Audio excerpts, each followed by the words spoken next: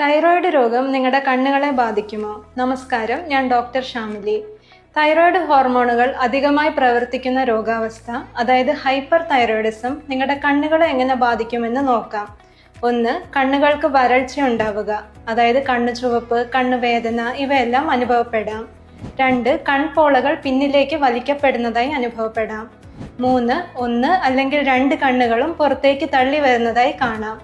4. കണ്ണിന്റെ കൃഷ്ണമണിയുടെ മുകളിലുള്ള വെള്ളഭാഗം കൂടുതൽ കാണുന്നതായി തോന്നാം.